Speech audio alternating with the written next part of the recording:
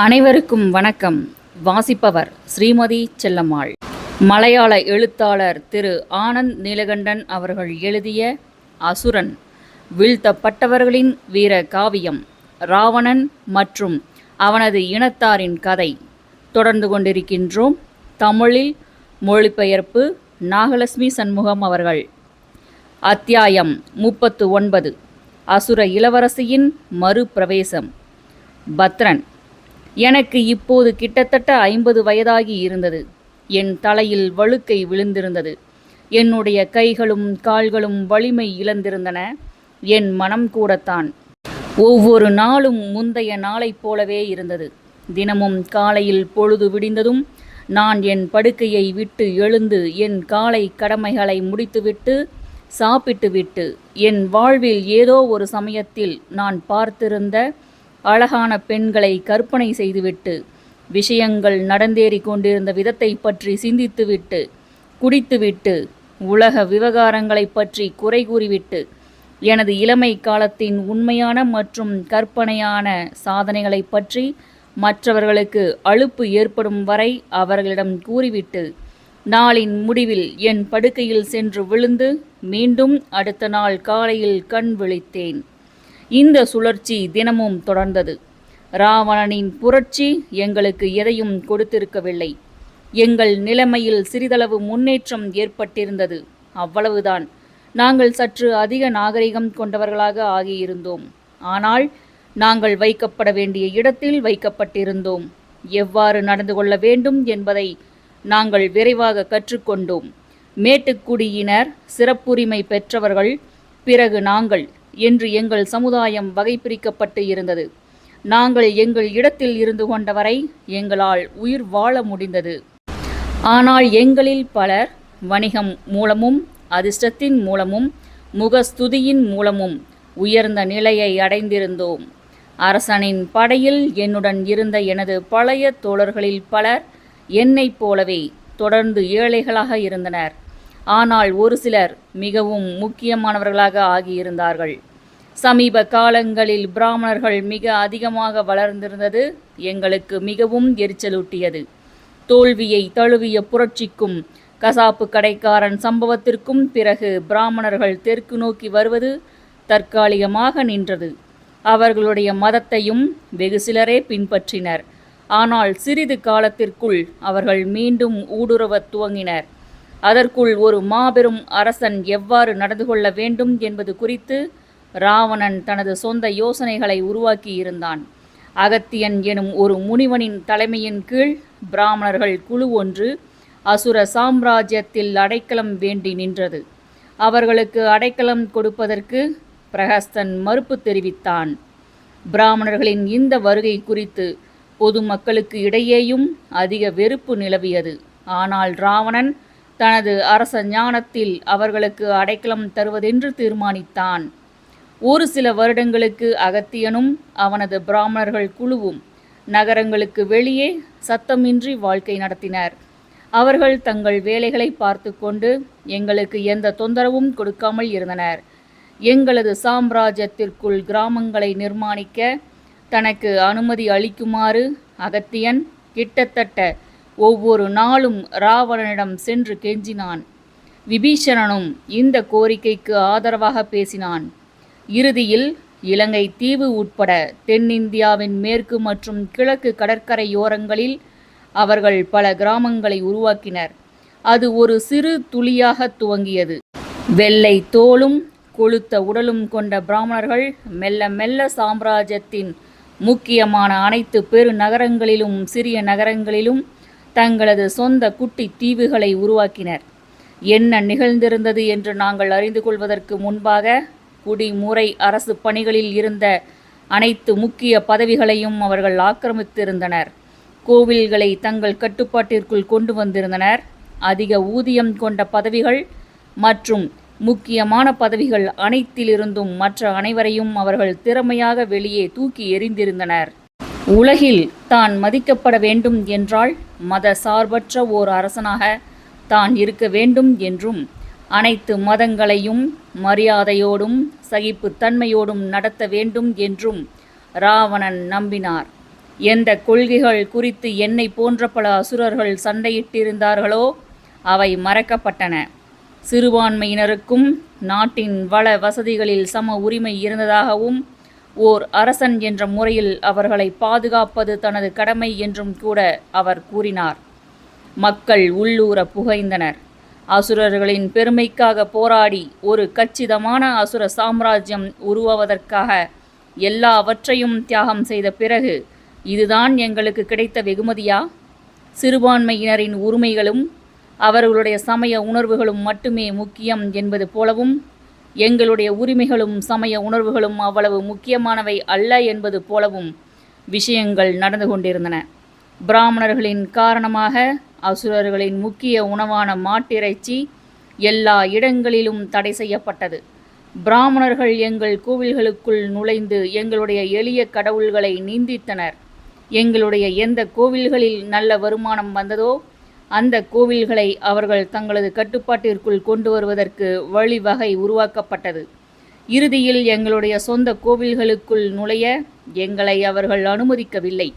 நாங்கள் அசுத்தமானவர்கள் என்று அவர்கள் கூறினர். சிறுபான்மையினரின் உரிமை ஆளும் வர்க்கத்தினருக்கு ஒரு வெறியாக மாறியிருந்தது.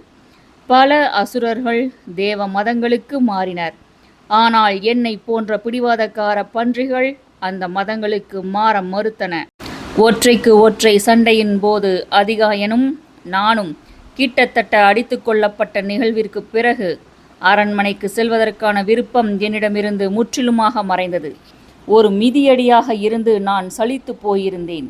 நான் என் சொந்த தொழிலை துவக்க விரும்பினேன். ஆனால் என்னுடைய பழைய குடிசை இருந்த இடம் காணாமல் போயிருந்தது. அவர்கள் சாலைகளை விரிவுபடுத்தி இருந்தனர்.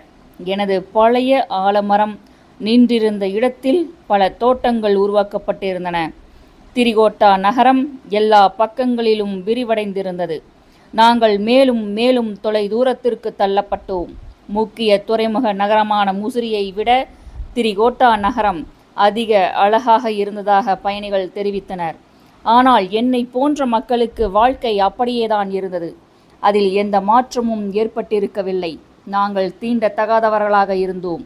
நாங்கள் முக்கியமான நபர்களின் கண்களில் படாமல் இருக்க வேண்டியிருந்தது. ஆனால் அவர்களுக்கு எங்கள் தேவையும் இருந்தது. யார் அவர்களுடைய தோட்டங்களை பராமரிப்பது? யார் அவர்களுடைய வேலைக்காரர்களாக இருப்பது? ஆற்றிலிருந்து யார் நீரெடுத்து வருவது? யார் அவர்களுக்கு விறகுகளை வெட்டி கொண்டு வருவது? யார் அவர்களுடைய தெருக்களை சுத்தம் செய்வது? யார் அவர்களுடைய அழுக்கு துணிகளை துவைப்பது? எனவே அவர்களுக்கு எங்களை பிடிக்காவிட்டாலும் கூட அவர்கள் எங்களை பொறுத்து கொண்டனர். கண்ணுக்கு புலப்படாதவாறு ஆவது எப்படி என்பதை நாங்கள் கற்றுக்கொண்டோம். எங்களில் பெரும்பான்மையினர் எங்களுடைய வேலைகள் அனைத்தையும் முடித்துவிட்டு நகரம் கண் விழிப்பதற்கு முன்பாக மாயமாய் மறைந்தோம்.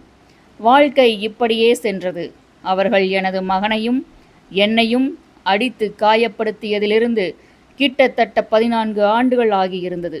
திரிகோட்டா விரிவடைந்து வளர்ந்தபோது நகரின் தெற்கே பல மைல்கள் தூரத்தில் நான் என் மனைவியுடன் ஒரு குடிசையில் குடியேறி விவசாயம் செய்ய துவங்கினேன். காட்டில் ஒரு சிறு பகுதியிலிருந்த செடி கொடிகளையும் புதர் செடிகளையும் மரங்களையும் வெட்டி சாய்த்து அந்த இடத்தை ஒரு விவசாய நிலமாக உருவாக்கி மிளகு மற்றும் ஏலக்காயை பயிரிடுவதென்று நான் தீர்மானித்தேன். ஆனால் அவற்றுக்கான விதைகள் என்னிடம் இருக்கவில்லை. எனவே உள்ளூரில் வட்டிக்கு கடன் கொடுத்த ஒருவனிடம் ஒரு சிறு தொகையை கடன் வாங்கினேன். பிறகு பணக்காரர்களாக ஆவது குறித்த எங்கள் கனவுகளை நாங்கள் முடைய துவங்கினோம். சில நாட்களுக்கு பிறகு அந்த கனவுகள் சௌகரியமாக வாழ்வது குறித்த கனவுகளாக நீர்த்து போயின. பின்னாளில் செலவுகளை சமாளிப்பது குறித்து மட்டுமே நாங்கள் கனவு கண்டோம். அதன் பிறகு ஒரு நாளைக்கு ஒரு வேளையாவது உணவு கிடைக்க வேண்டும் என்பது மட்டுமே எங்கள் கனவாக ஆகி போனது. கடனில் இருந்து எப்படியாவது விடுபட வேண்டும் என்று நாங்கள் கனவு கண்டோம். இறுதியில் கனவு காண்பதையே ஒட்டுமொத்தமாக நாங்கள் கைவிட்டு விட்டோம். ஆனால் மேட்டுக்குடியினர் செழித்து கொழித்து கொண்டிருந்தனர். அவர்கள் தங்களது செல்வ செழிப்பை பெருமிதத்தோடும் பகட்டோடும் வெளிப்படுத்தி உலகை மினுமினுக்க செய்தனர். ராவணனின் ஆட்சியின் கீழ் அசுர சாம்ராஜ்யம் மிக பெரிய அளவில் செழிப்படைந்ததாக எல்லோரும் கூறினர். அது உண்மைதான். மேல்தட்டு மக்கள் செழிப்படைந்தனர். அதனால் நாடும் செழிப்படைந்தது. பெரும்பான்மையான மக்கள் வாழ்க்கை நடத்த போராடியது குறித்தோ அல்லது அதிக வட்டிக்கு கடன் கொடுத்த ஈட்டிக்காரர்களிடமிருந்து தப்பிப்பதற்காக விவசாயிகள் தற்கொலை செய்து கொண்டது பற்றியோ யாரும் கவலைப்படவில்லை. நாங்கள் கண்ணுக்கு புலப்படாத மக்களாக இருந்ததால் யாரும் எங்களை கணக்கில் எடுத்துக்கொள்ளவில்லை. உலகில் மிக வேகமாக வளர்ந்து வந்த நாடுகளில் எனது நாடும் ஒன்றாக இருந்தது என்பதை நினைத்து நான் என்னை சமாதானப்படுத்திக் கொண்டேன்.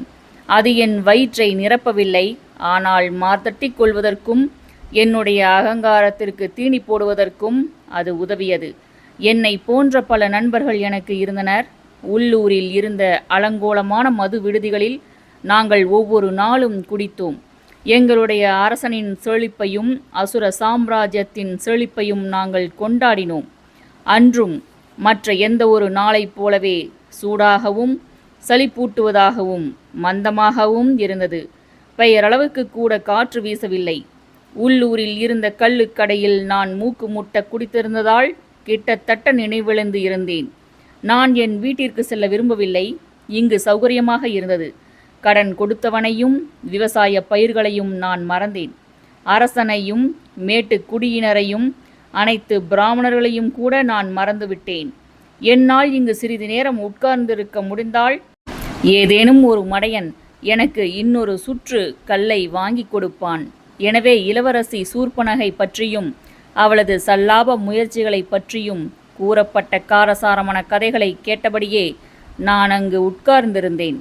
காட்டில் வசித்த யாரோ சிலரால் அவள் இழிவுபடுத்தப்பட்ட கதையும் மும்முரமாக உலா வந்தது. அவர்கள் நாகர்கள் அல்லது வானரர்கள் அல்லது தேவர்களாக இருக்கக்கூடும் என்று கிசுகிசுக்கப்பட்டது. அவர்கள் அவளது கற்பை சூறையாடிய பிறகு அவளது மார்பகங்களையும் மூக்கையும் அறுத்து எரிந்திருந்தனர். தனது சகோதரிக்கு ஏற்பட்ட அவமானத்திற்கு பழிக்கு பழி வாங்குவதற்காக ராவணன் ஒரு பெரிய யுத்தத்தை துவக்க இருந்ததாகவும் மக்கள் பேசிக்கொண்டனர். அப்போது பறக்கும் இயந்திரத்தின் காதை செவிடாக்கும் சத்தம் கேட்டது. நாங்கள் அனைவரும் வெளியே ஓடினோம். ஒரு பெரிய கூட்டம் வானத்தை நோக்கி பார்த்து கொண்டிருந்தது. அக்காட்சியை காண மக்கள் முண்டியடித்து கொண்டும் ஒருவரை ஒருவர் தள்ளி கொண்டும் இருந்தனர். நான் வசதியாக நின்று பார்ப்பதற்காக மற்றவர்களை இடித்து தள்ளினேன். தெருக்களில் போக்குவரத்து ஸ்தம்பித்திருந்தது. மூட பேராசிரியனான மயன் மீண்டும் ஏதேனும் செப்படி வித்தை காட்டிக்கொண்டிருந்தானா? அப்போது மக்கள் அதிர்ச்சியில் வாய் பிளந்தனர். ராவணனின் கடுமையான முகத்தை என்னால் பார்க்க முடிந்தது. அந்த சிக்கலான இயந்திரத்தை கட்டுப்படுத்துவதற்கு அவர் கடினமாக கவனம் செலுத்தி கொண்டிருந்தார். அந்த பெரிய இரும்பு பறவை எங்களுக்கு மேலே பறந்து சென்றது. அப்போது தன் தலையை கவிழ்த்து கொண்டு அந்த இயந்திரத்திற்குள் ஒரு பெண்ணின் உருவம் ஒடுங்கி உட்கார்ந்திருந்ததை நான் பார்த்தேன். அக்காட்சி எனது போதை மயக்கத்தை தெளிய வைத்தது. அவள் அழுது கொண்டிருந்தது போல தோன்றியது. மறைந்து கொண்டிருந்த சூரிய ஒளியில் அப்பெண்ணின் அழகான முகம் தெளிவாக தெரிந்தது. ஒரு நடுக்கம் என் ஊடாக சென்றது. நெடுங்காலத்திற்கு முன்பு நான் மறந்துவிட்டிருந்த என் கடந்த காலத்தை சேர்ந்த ஒரு முகம் அது. அது மண்டோதரியாக இருக்குமோ? அரசியார் தனது இளமை பருவத்தில் எப்படி இருந்தாரோ அப்பெண் அப்படியே இருந்தாள். ஆனால் அவளது தோல் மட்டும் கருப்பாக இருந்தது. அரசன் இப்போது என்ன காரியத்தில் ஈடுபட்டிருந்தார் அது எனக்கு தெரியவில்லை. என் பாதங்களில் இருந்து என்னுள் ஊடுருவிய பயம் மட்டுமே எனக்கு தெரிந்தது. ஏதோ ஒரு பெரிய பிரச்சனை ஏற்பட இருந்ததாக என் உள்ளுணர்வு என்னிடம் கூறியது. நூலின் அடுத்த அத்தியாயம் 40. போய் வா மாரிசா. ராவணன். மாரீசன் இறந்துவிட்டான். உண்மையில் அவன் மிகவும் கொடூரமாக கொலை செய்யப்பட்டிருந்தான். அதற்கு நான் தான் பொறுப்பு. நான் அவனது எதிர்பார்ப்புகளுக்கு ஏற்றாற்போல நடந்து கொண்டிருக்கவில்லை. ஆபத்துகள் நிரம்பிய ஒரு முட்டாள்தனமான திட்டமாக அது இருந்திருந்தது. நான் பொறுப்பின்றி அத்திட்டத்தினுள் குதித்து மாரீசனை இழந்திருந்தேன். அவன் இத்திட்டத்தை துவக்கத்திலிருந்தே எதிர்த்து வந்திருந்தான். நான் என் மகளை ராமனிடமிருந்து தூக்கி வந்தேன். ஆனால் என் அன்புக்குரிய மாமனை தியாகம் செய்தேன். இப்போது அதை பற்றி சிந்தித்து பார்க்கும்போது அந்த ஒட்டுமொத்த காரியமும் முட்டாள்தனமானது என்பது புரிந்தது. முந்தைய நாள் மாலையில் மார்பகங்களும் மூக்கும் மறுபட்ட நிலையில் கூப்பாடு போட்டுக்கொண்டு என் சகோதரி எனது அரசவைக்கு ஓடிவந்த காட்சிக்கு பதிலளிக்கும் விதமாக நான் முன்பின் யோசிக்காமல் உடனடியாக செயல்பட்டிருந்தேன். அங்கு கூடியிருந்த அனைவரும் அதிர்ச்சி அடைந்தனர். சில நிமிடங்களுக்கு அவள் என்ன உளறிக் கொண்டிருந்தாள் என்று எங்களுக்கு புரியவில்லை. அவள் பிரமை பிடித்திருந்தவள் போல் இருந்தாள். அவள் ஒருவித அதிர்ச்சியில் இருந்தாள். அவள் கூறியதை புரிந்து கொள்வதற்கு எங்களுக்கு கிட்டத்தட்ட 1/2 மணி நேரம் ஆனது. அவள் கூறியிருந்ததை நான் புரிந்து கொண்டபோது நான் கோபத்தில் குமுறினேன். என் சகோதரியின் மீது கை வைப்பதற்கு அந்த கீழ்த்தரமான மனிதனுக்கு என்ன துணிச்சல் என்று உள்ளூர நான் கொதித்தேன். சூர்பனகை பரிதாபகரமாக தோன்றினாள். அவள் தன் இளமையில் கூட ஒருபோதும் ஒரு பேரழகியாக இருந்ததில்லை. ஆனால் இப்போது 40 வயதை நெருங்கிக் கொண்டிருந்த அவள் அறுபட்ட மூக்குடன் மிகவும் விகாரமாக இருந்தாள். காட்டில் ஓர் அழகான பெண் 2 ஆண்களுடன் உலவிக் கொண்டிருந்ததாகவும் அசுர பேரரசனான தனது சகோதரனை மணந்து கொள்ள அவளுக்கு சம்மதமா என்று தான் அவளிடம் கேட்டதாகவும் அந்த கணத்தில் அந்த 2 ஆண்களில் இளையவன் தன் மீது பாய்ந்து தன்னை அலங்கோலப்படுத்தியதாகவும் அவள் புலம்பினாள். அவள் இவ்வாறு தொடர்ந்து கத்தியதில் நான் பொறுமை இழந்து கோபத்தில் அவளது முகத்தின் மீது ஓங்கி அறைந்தேன். அவள் அதிர்ச்சியில் சிலையானாள். அவளை சமாதானப்படுத்தும் முயற்சியாக அவளது தோள்களில் என் கைகளை வைத்தேன். ஆனால் அவள் அவற்றை தட்டிவிட்டு என்னை சபித்தபடி வெளியே ஓடினாள். நான் முதுகெலும்பற்ற ஒரு சகோதரன் என்றும் அவள் புலம்பி தள்ளினாள். என் சகோதரிக்கு ஏற்பட்ட அவமானம் என்னை முள்ளாய் குத்தியது. ஆனால் அவளை போன்ற ஒரு சகோதரி எனக்கு இருந்ததுதான் அதைவிட அதிக வெட்கத்திற்குரிய விஷயம். எங்களுடைய தூரத்து உறவினர்களான கரண் மற்றும் தூஷணனுடைய ராஜ்யத்திற்குள் அவள் தஞ்சம் புகுந்திருந்த காலத்திலிருந்தே நான் அவளை கண்காணித்து வந்திருந்தேன். அவர்கள் இருவரும் இந்தியாவின் வடக்கிலிருந்த தேவ ராஜ்யங்களின் எல்லைகளை ஒட்டி அமைந்திருந்த 2 சிறிய ராஜ்யங்களின் அரசர்களாகவும் எனது அடிமைகளாகவும் இருந்தனர்.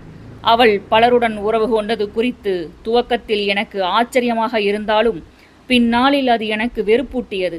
ஆசுரர்களின் சமுதாய விதிப்படி அது ஒரு குற்றம் அல்ல. ஆனால் காலம் மாறியிருந்தது. தேவர்களின் நல்லொழுக்க நெறிகளில் ஒரு சில என்னிடம் ஒட்டி கொண்டன போலும். அவள் யாரோ ஓர் ஆண்மகனை துரத்தி கொண்டிருந்த போதுதான் காட்டில் அந்த இருவரையும் அந்த பெண்ணையும் அவள் எதிர்கொண்டிருக்க வேண்டும். அப்பெண் என் மகள் என்றும் அந்த ஆண்கள் இருவரும் என் மருமகன் மற்றும் அவனது சகோதரன் என்றும் நான் உறுதியாக நம்பினேன். சூர்பனகைக்கு இந்த உறவுமுறை பற்றி தெரிந்திருக்கவில்லை. இல்லையென்றால் அவள் என்னிடம் வேறு ஏதேனும் ஒரு பொய்யை கூறியிருந்திருப்பாள். இன்னொரு சிந்தனையும் எனக்கு கவலை அளித்தது. இந்த ஆபத்தான ஆண்களிடம் என் மகள் எவ்வளவு பாதுகாப்பாக இருப்பாள்? அரசவையை தொடர்ந்து நடத்தும் மனநிலையில் நான் இருக்கவில்லை.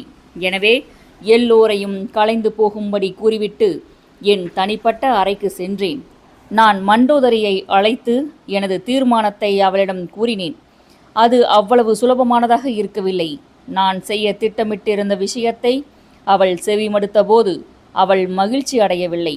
ஒரு பெண்ணின் மார்பகங்களையும் மூக்கையும் துண்டித்திருந்த ஆண்களுடன் எங்கள் மகளை என்னால் விட்டு வைக்க முடியாது என்று நான் அவளிடம் கூறினேன்.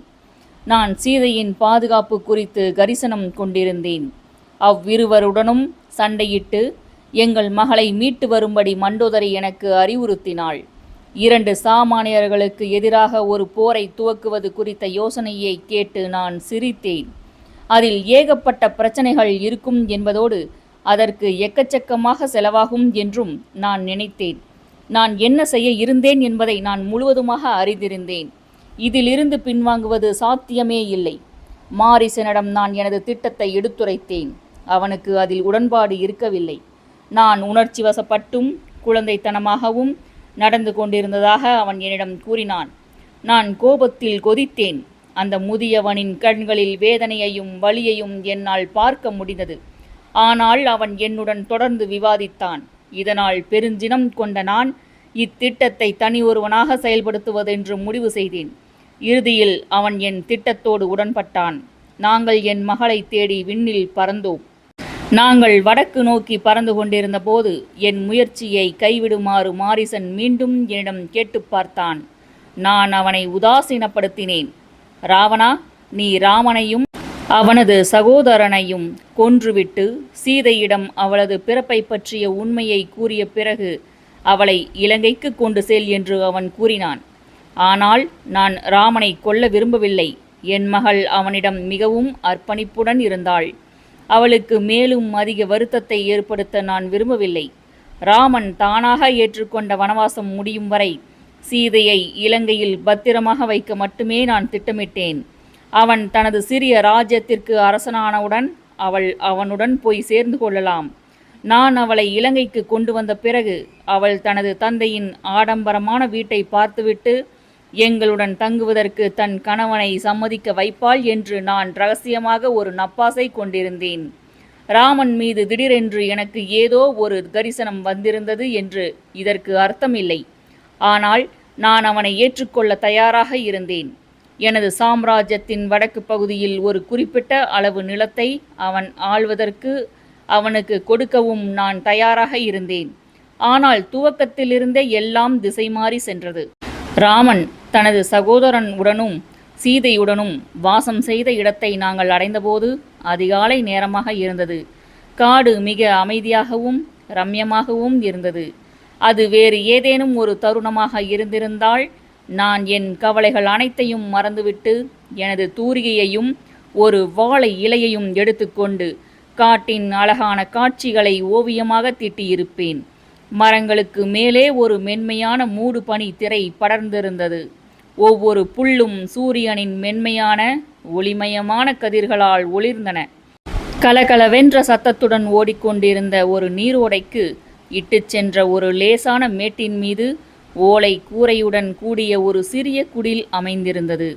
ஆயிரக்கணக்கான பட்டாம்பூச்சிகள் அங்கு சிறகடித்து பறந்தன. மரங்களின் உச்சி குளிர்ந்த காற்றில் அங்குமிங்கும் சாய்ந்தாடிய போது திடீரென்று தோன்றி திடீரென்று மறைந்த துளைகள் வழியாக சூரியனின் பொன்னிற கதிர்கள் ஊடுருவின. பறவைகளும் வெட்டு கிளிகளும் ரீங்காரமிட்டு கொண்டிருந்த தேனீக்களும் தும்பிக்களும் அந்த காட்டின் இனிமையான இரைச்சலுக்கு மேலும் இனிமையூட்டின. மான்கள் நிதானமாக மேய்ந்து கொண்டிருந்தன. பிரகாசமாக ஒளிர்ந்து கொண்டிருந்த புல்லின் நுனிகளை மோப்பம் பிடித்தவாறு முயல்கள் இலக்கின்றி அங்கும் இங்கும் துள்ளி குதித்து ஓடிக்கொண்டிருந்தன. ஒரு பாறையின் மீது அந்த காட்டின் கடவுளைப் போல என் மகள் சீதை அமர்ந்திருந்தாள். அவள் தனது இரு கைகளையும் வயிற்றின் குறுக்காக இணைத்து கொண்டு ஏதோ சிந்தனையில் மூழ்கியிருந்தாள்.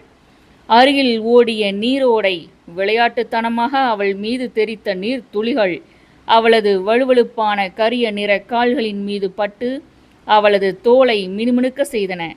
மாரீசன் என் தோளின் மீது தட்டியபோது என் மயக்கம் தெளிந்தது. பிறகு நான் எனது நிலையை உணர்ந்தேன். அது என் எதிரியின் எல்லை. அவன் அருகே எங்கேனும் இருக்கக்கூடும். நான் ராமனை எதிர்கொண்டால் நான் அவனை கொல்ல வேண்டியிருக்கும். என்னுடைய உளவாளிகள் எனக்கு அனுப்பிய அறிக்கைகளில் கூறப்பட்டிருந்ததைப் போலன்றி சீதை மகிழ்ச்சியாக இருந்தது போலத்தான் தோன்றியது. கோழைகள், நான் எதை கேட்க விரும்பினேனோ அவர்கள் அதை என்னிடம் கூறியிருந்தனர் என்று நான் உள்ளூர சினம் கொண்டேன். அப்பெண்ணின் மீது நான் ஆர்வம் கொண்டிருந்தேன் என்பதை அவர்கள் ஊகித்திருக்க வேண்டும். இப்போது யாரோ இருவர் உரையாடும் சத்தம் கேட்டது. மாரீசன் உற்று பார்த்து கொண்டிருந்த திசையில் நானும் பார்த்தேன். 2 நபர்கள் அக்காட்டினுள் இருந்து வெளியே வந்தனர். அவர்கள் வேடுவர்களைப் போல இருந்தனர். ஆனால் அவர்கள் ராமனும் லட்சுமணனும் தான் என்பதை நான் உணர்ந்து கொண்டேன். 14 வருடங்களுக்கு முன்பு நான் அவர்களை பார்த்ததில் இருந்து அவர்கள் கூடுதலாக கருத்து போயிருந்தனர். அவர்களுக்கு வயதும் கூடியிருந்தது. அவர்கள் இருவரும் என் பார்வைக்கு கருப்பாகவும் அசிங்கமாகவும் இருந்தனர். ஆனால் ராமனின் முகத்தில் மட்டும் சிறிதளவு உள்ளார்ந்த ஒளி இன்னும் இருந்தது. தேவ இளவரசர்களால் எப்படி கருப்பு தோல் கொண்டவர்களாக இருக்க முடியும்? நானே அவர்களை விட அதிக வெளுப்பாக இருந்தேன் என்று எனக்கு நானே கூறிக்கொண்டேன். நான் ராமனின் கவனத்தை இளவரசிடமிருந்து திசை திருப்புகிறேன். இளையவனை உன்னால் பார்த்து கொள்ள முடியும் என்று நான் நினைக்கிறேன் என்று மாரீசன் என் காதில் கிசுகிசுத்து விட்டு மின்னல் வேகத்தில் காட்டிற்குள் சென்று மறைந்தான்.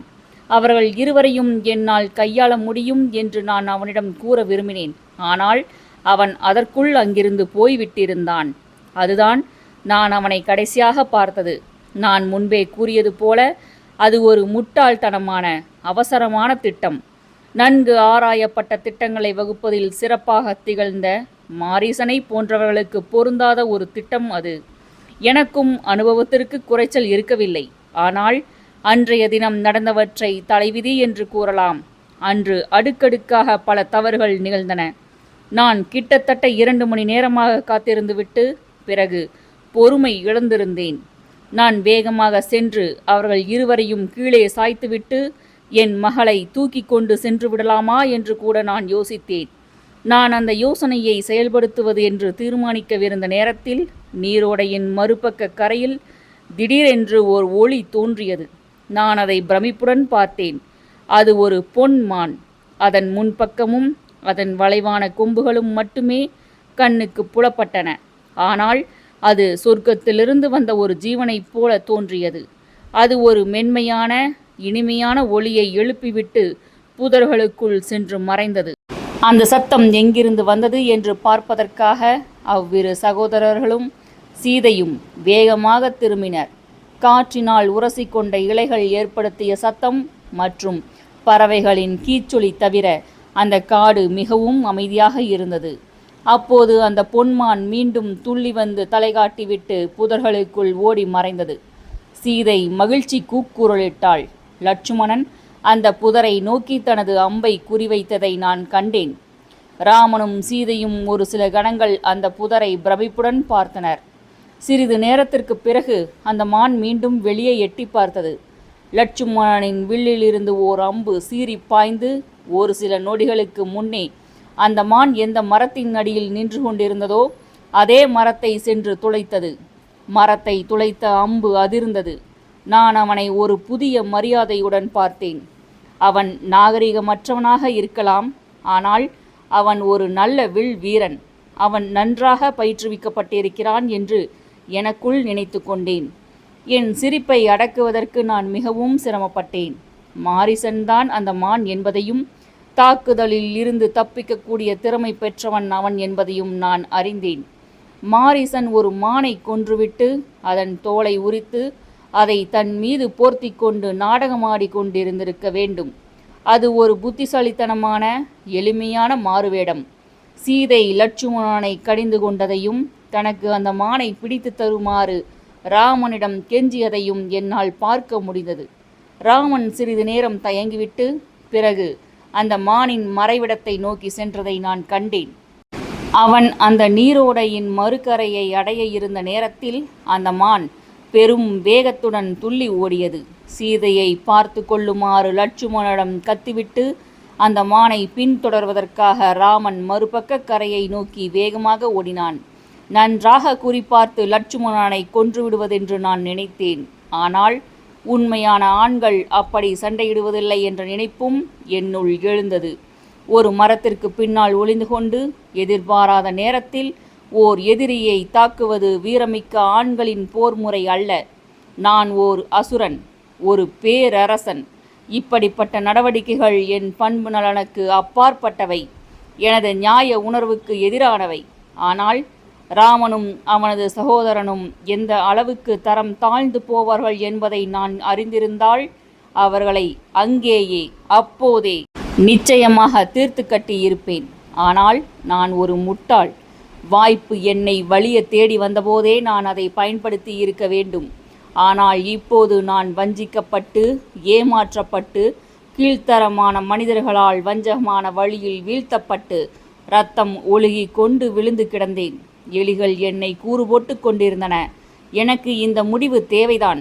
ஏனெனில் இந்த இருவரின் கதையையும் முடிப்பதற்கான ஒரு வாய்ப்பை விதி என்னிடம் வழங்கி இருந்த நேரத்தில் நியாயம் பற்றி பிதற்றிக் கொண்டு என் அகங்காரத்திற்கு தீனி போடுவதில் மும்முரமாக இருந்து நான் அந்த வாய்ப்பை வீணாக்கி இருந்தேன்.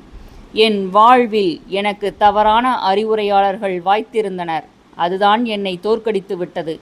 நியாயம் மற்றும் நாணயத்தின் சின்னமாக விளங்கிய வாலி, உண்மைக்காக தனது சாம்ராஜ்யத்தை தூக்கி எறிந்திருந்த மகாபலி போன்றவர்கள் எனது ஆசான்களாக இருந்தனர். எனவே அவர்களுக்கு நேர்ந்த அதே கதியை நானும் எதிர்கொள்ள வேண்டியதாகிவிட்டது. ராமனையும் லட்சுமணனையும் நான் அப்போதே கொன்றிருந்தால் என் மீது நம்பிக்கை வைத்து தீங்கிலிருந்து நான் தங்களை காப்பாற்றுவேன் என்பதில் உறுதியாக இருந்த பலரின் கண்ணீரை என்னால் பாதுகாத்திருக்க முடியும்.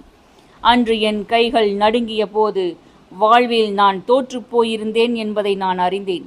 எனது அன்புக்குரிய குழந்தைகளின் சிதைகளுக்கு தீ மூட்டிவிட்டு என் வாழ்நாள் முழுவதும் நான் எவற்றுக்காக போராடி வந்திருந்தேனோ அவற்றையெல்லாம் இழந்துவிட்டு இங்கு நான் என் சொந்த இரத்தத்திலும் என் உறவினர்களின் இரத்தத்திலும் குளித்து கொண்டு விழுந்து கிடந்தேன்.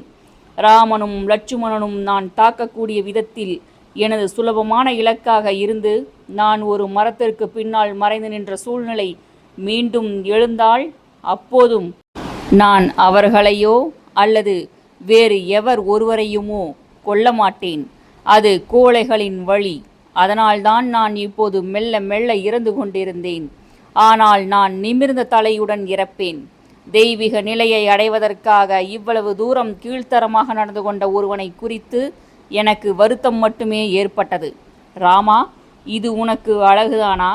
நீ சிந்த வைத்துள்ள இரத்தம் நாங்கள் அனைவரும் இறந்து வெகு காலம் கழித்தும் உன்னையும் இந்த நாட்டையும் பல பல வருடங்கள் தொடர்ந்து துரத்தும். நியாயமற்ற வழிகளில் நீ அடைந்த தெய்வீக நிலையை நீ வைத்துக்கொள். நான் எனது ஆண்மை நிலையை தக்க வைத்து கொண்டு ஒரு வீரனைப் போல இறக்கிறேன். லட்சுமணனை தீர்த்து கட்டுவதா அல்லது வேண்டாமா என்று எனக்குள் விவாதித்தபடி நான் அங்கு அமர்ந்திருந்தபோது இரத்தத்தை உறைய வைத்த ஓர் அழுகை குரல் கேட்டது. லட்சுமணனுக்கும் சீதைக்கும் கூட அது கேட்டது. அதை கேட்டு நாங்கள் அனைவரும் அதிர்ச்சி அடைந்தோம். அந்த குரல் யாருடையது என்பது எனக்கு தெரிந்தது. ஆனால் அது என் அன்புக்குரிய மாமனின் மரண ஓலம் என்று எனக்கு அப்போது தெரியவில்லை. என்ன செய்வதென்று தெரியாமல் நான் அப்படியே உறைந்து நின்றேன். அது மாரிசனுடைய திட்டத்தின் ஒரு பகுதியாக இருக்க வேண்டும் என்று நான் நினைத்து கொண்டேன்.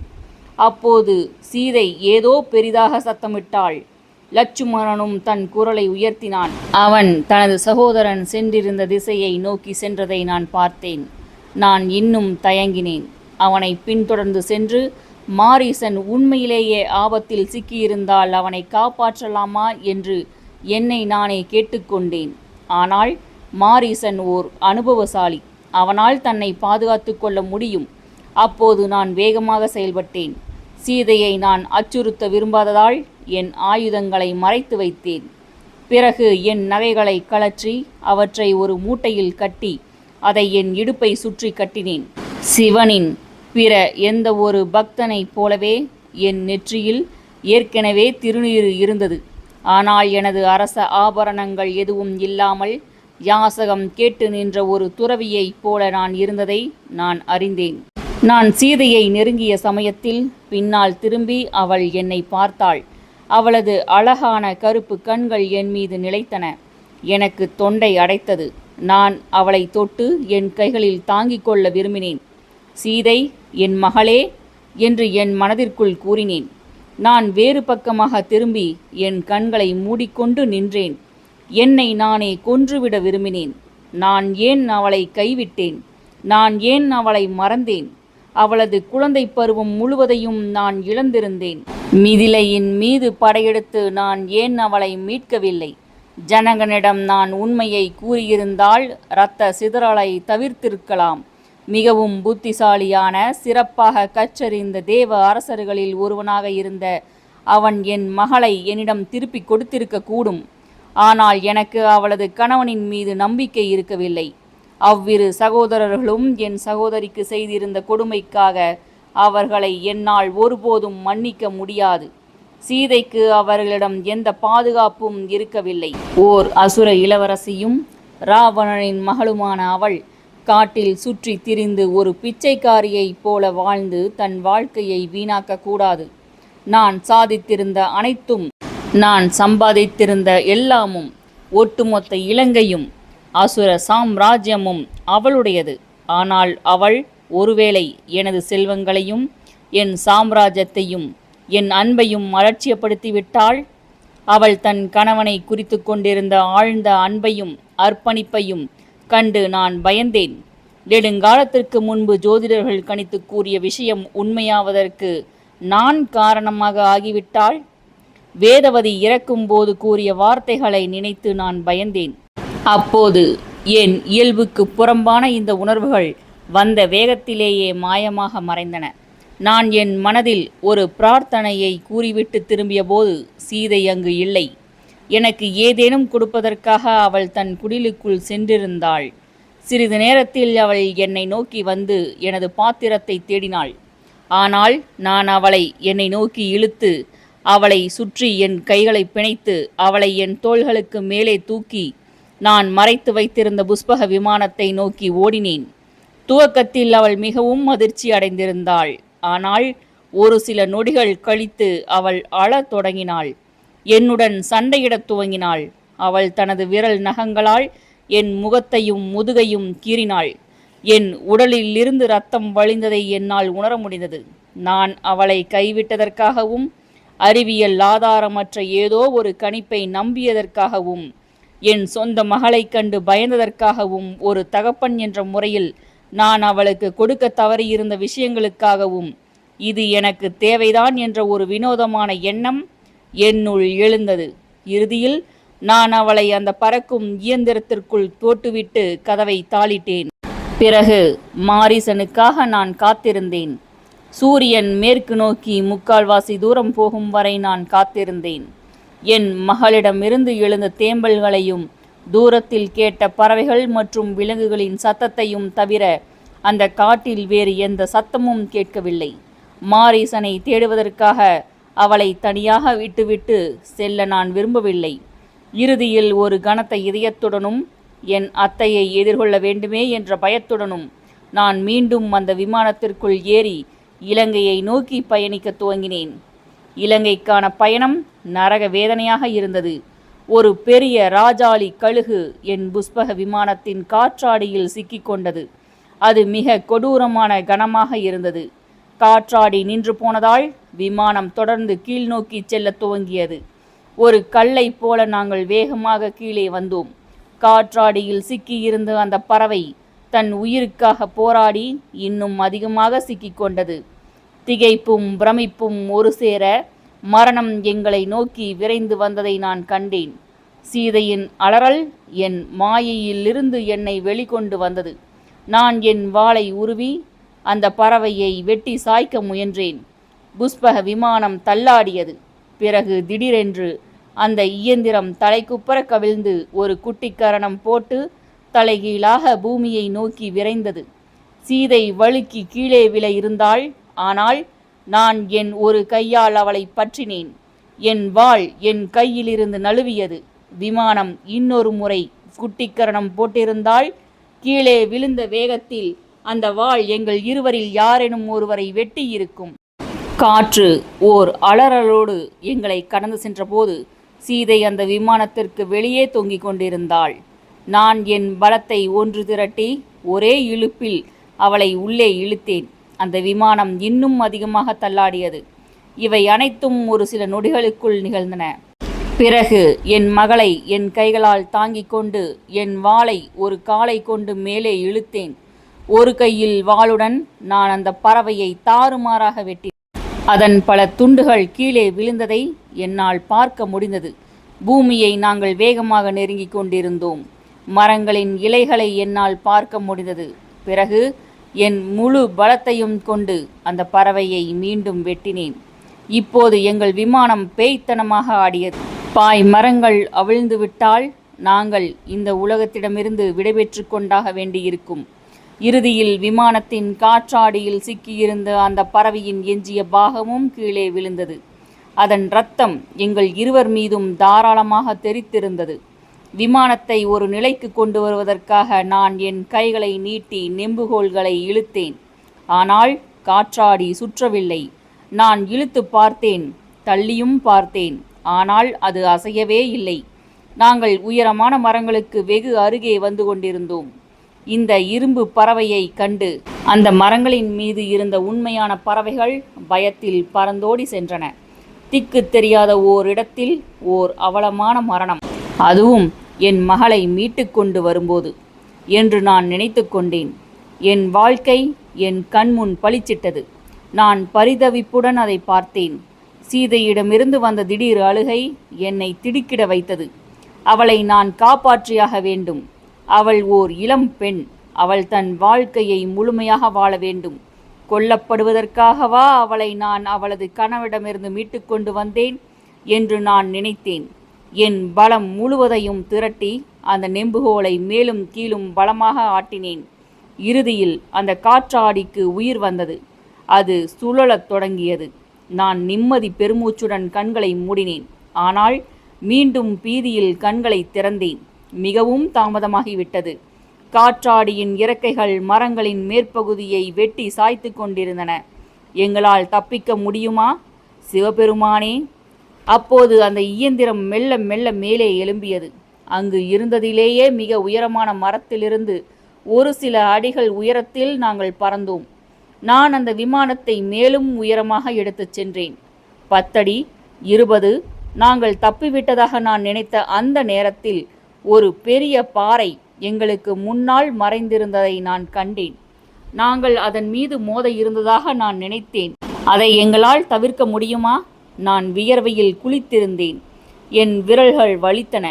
அந்த பாறை இப்போது வெறும் 20 அடி தூரத்தில் இருந்தது. ஆனால் நாங்கள் அதன் மீது மோதாமல் இருப்பதற்கு நாங்கள் இன்னும் 30 அடி உயரமாக செல்ல வேண்டியிருந்தது. விமானத்தின் காற்றாடி அந்த பாறையை கிட்டத்தட்ட தொட்டது. நாங்கள் அதன் மீது மோதப்போவதாக நான் நினைத்த கணத்தில் எங்கள் புஷ்பக விமானம் ஒரு சில அங்குல இடைவெளியில் அந்த மோதலில் இருந்து தப்பியது. நான் தொடர்ந்து மேலே சென்று இறுதியில் விமானம் மிதப்பதற்கான உயரத்தை எட்டினேன். பிறகு காற்றாடியை மடக்கிவிட்டு பாய்மரங்களை அவிழ்த்தேன். இறுதியில் நான் களைத்து போய் மல்லாக்க விழுந்தேன். என் மனம் நிம்மதி அடைந்தது. என் மகள் ஒரு கல்லை போல அமர்ந்திருந்தாள். நான் அவளுக்காக வருந்தினேன். பிறகு மாரீசனை நான் நினைத்து பார்த்தேன். அவனை நான் இழந்திருந்தேன். அது என்னை ஒரு மின்னல் போல தாக்கியது. எங்களுடைய சொந்த உலகிற்குள் மூழ்கியிருந்த அப்பாவும் மகளுமான நாங்கள் இலங்கைக்கு பறந்தோம். சீதை முதலில் இலங்கையை பார்த்தபோது அவளது முகம் ஆச்சரியத்தில் விரிந்ததை என்னால் காண முடிந்தது. ஒரு கணம் அவள் தன் துயரத்தை மறந்தாள். என் இதயம் பெருமிதத்தால் வெம்மியது. அவளுக்காக நான் எந்தெந்த பெருமைகளையெல்லாம் பாதுகாத்து வைத்திருந்தேன் என்பதை நான் அவளுக்கு காட்ட விரும்பினேன். சீதை, என் மகளே, உன் இலங்கையை பார் என்று என் மனதிற்குள் கூறினேன். அவள் வாழ இருந்த பொன் மாளிகை கீழே தெரிந்தது. அவள் அதன் தோட்டங்களை பார்க்க வேண்டும் என்றும் கடலின் வாசனையை நுகர வேண்டும் என்றும் நான் விரும்பினேன். ஜொலித்து கொண்டிருந்த சந்தைகள், பசுமை நிற நெல் வயல்கள், அசைந்தாடி கொண்டிருந்த தென்னை மரங்கள், மசாலா தோட்டங்கள், பறந்து விரிந்த எனது ராஜ வீதிகள், உயரமான கோட்டைகள், அரண்மனைகள் ஆகியவற்றை அவள் பார்க்க வேண்டும் என்று நான் விரும்பினேன். அவள் அவை அனைத்தையும் பார்த்துவிட்டு அரண்மனை என்று தனது கணவன் அழைத்த ஒரு சாதாரண வீட்டோடு அவற்றை ஒப்பிட்டு கொள்ளட்டும். ஆனால் நான் அமைதியாக இருந்தேன். மறைந்து கொண்டிருந்த சூரியன் எனது அரண்மனையின் போர்க்குவி மாடத்தை பிரதிபலித்த போது அவளது கண்கள் ஆச்சரியத்தால் நிரம்பியதை நான் கண்டேன். நான் எங்களது இரும்பு பறவையை எந்த ஆரவாரமும் இல்லாமல் தரையிறக்கினேன். காற்றாடி முழுவதுமாக நிற்பதற்கு முன்பே சீதையை பற்றி மறந்துவிட்டு நான் அந்த விமானத்திலிருந்து வெளியே குதித்தேன். திரிசடையும் மேகநாதனும் பின்னால் ஓடிவர மண்டோதரி எங்களை நோக்கி வேகமாக ஓடிவந்து கொண்டிருந்தாள். எங்களுடைய விருந்தினரை பார்ப்பதற்கு அவர்கள் மிகவும் ஆவலாக இருந்தனர். என் அத்தை தனது கணவனை தேடினாள். ஆனால் நான் வேறு பக்கமாக பார்த்தேன். நான் பயந்த கணம் வந்துவிட்டிருந்தது. என்ன கூறுவதென்று எனக்கு தெரியவில்லை. நான் உணர்ச்சியற்று நின்றேன். மாரீசன் இறந்துவிட்டான். அதுதான் எனது முட்டாள்தனமான சாகச முயற்சி பற்றிய உண்மை. காட்டிற்குள் எங்கோ ஓர் ஆழத்தில் அந்த முதியவன் மடிந்து கிடந்தான். அந்த 2 காட்டு மிராண்டிகளிடமும் நான் அவனை விட்டுவிட்டு வந்திருந்தேன். அந்த நேரத்தில் அவனையோ அல்லது அவனது தன்னலமற்ற அன்பையோ அல்லது நான் இன்று அடைந்திருந்த நிலைக்கு என்னை கொண்டு வருவதற்கு அவன் செய்திருந்த தியாகங்களை பற்றியோ நான் நினைத்து பார்த்திருக்கவில்லை. அவனது அழுகையை கேட்டிருந்தும் கூட நான் அந்த இடத்தை விட்டு அசையவில்லை. ராமனின் அம்பு களைத்து போயிருந்த அந்த வயோதிகனின் உடலை துளைத்த சத்தத்தை நான் கேட்டேன். மாரீசன் தனது கடைசி கணங்களில் கூட என்னை பற்றிதான் சிந்தித்து கொண்டிருந்தான் என்பதையும் நான் அறிந்தேன். ஆனாலும் நான் அசையவில்லை. லட்சுமணனுக்காக அவன் விடுத்த ஓலம் ராமனின் குரலைப் போலவே இருந்திருந்ததால் தான் ராமனை தேடிச் செல்லுமாறு லட்சுமணனை என் மகள் சீதை கட்டாயப்படுத்தி இருந்தாள். அப்போது நான் மாரீசனை பற்றிய சிந்தனை ஏதுமின்றி அவளை இழுத்து கொண்டு வேகமாக இலங்கைக்கு திரும்பினேன். இலங்கைக்கு திரும்பி வந்து கொண்டிருந்த போது நாங்கள் எதிர்கொண்ட சவால்களும் என் மகளை எங்கள் வீட்டிற்கு திரும்ப அழைத்து வந்து கொண்டிருந்ததில் ஏற்பட்ட மகிழ்ச்சியும் மாரீசனின் மரணம் பற்றிய இருண்ட எண்ணங்களை மறக்கடிக்க செய்திருந்தன. ஆனால் நான் என் அத்தையின் முகத்தை பார்த்தபோது தோல்வி, குற்ற உணர்வு, என் கையாளாகத்தனம் ஆகிய அனைத்து உணர்ச்சிகளும் ஒரு சேர என்னுள் பொங்கி எழுந்தன. நான் என் அத்தையை கட்டிக்கொண்டு என் அழுகையை கட்டுப்படுத்துவதற்காக என் உதடுகளை இறுக்கமாக மூடினேன். அவள் என் கண்களுக்குள் பார்த்துவிட்டு விஷயத்தை புரிந்து கொண்டு என் கைகளில் நிலைகுலைந்து சரிந்தாள். நான் எவ்வளவோ கெஞ்சி பார்த்தும் சீதை என் அரண்மனைக்குள் நுழைய மறுத்தாள். மேகநாதன் ஒரு குழந்தையாக இருந்தபோது விளையாடிய ஓர் அசோக மரத்தின் கீழே ஒரு நிழலான மூலையை அவள் தனது இருப்பிடமாக ஆக்கி கொண்டாள். அவளை அரண்மனைக்குள் வரவழைக்க முயற்சித்து களைத்து போன நான் அவளை கண்காணிக்கும்படி திருஜடையிடம் கூறிவிட்டு அங்கிருந்து சென்று விட்டேன். மாரீசனை நான் ஏன் அந்த காட்டு மிராண்டிகளிடம் விட்டுவிட்டு வந்தேன் என்று அவனது மனைவிக்கும் சந்தேகப்பட்ட என் மனைவிக்கும் விலக்கிவிட்டு ஓர் அறைக்குள் என்னை அடைத்து கொண்டு என் மாமனை காப்பாற்ற முடியாமல் போனதால் ஏற்பட்ட குற்ற உணர்ச்சியை அடக்க முடியாமல் என் பிரியமான நண்பனும் ஆலோசனையாளனுமான அவனது இழப்பிற்காக நான் அழுதேன். இரவு கரைந்து கொண்டும் புழுக்கமாகவும் இருந்தது. நான் என் படுக்கையின் மீது புரண்டேன். அன்று அமாவாசை, மண்டோதரியும் உறங்கவில்லை என்பதை நான் உணர்ந்தேன். நான் அவளுக்கு அருகில் சென்று அவளை தொட்டேன். ஆனால் அவள் அசையவில்லை. நான் அவளது பதிலுக்காக காத்திருந்தேன். அவள் என்னை அணைத்து கொண்டு நான் செய்திருந்த காரியம் சரியானதுதான் என்று என்னிடம் கூற வேண்டும் என்று நான் விரும்பினேன். ஆனால் அவள் துளிகூட அசையவில்லை. எனவே நான் என் கையை மெதுவாக விலக்கி கொண்டு வேறு பக்கமாக திரும்பினேன். திடீரென்று நான் திடுக்கிட்டு விழித்தேன். யாரோ தேம்பி அழுது கொண்டிருந்தது போன்ற சத்தம் எனக்கு கேட்டது.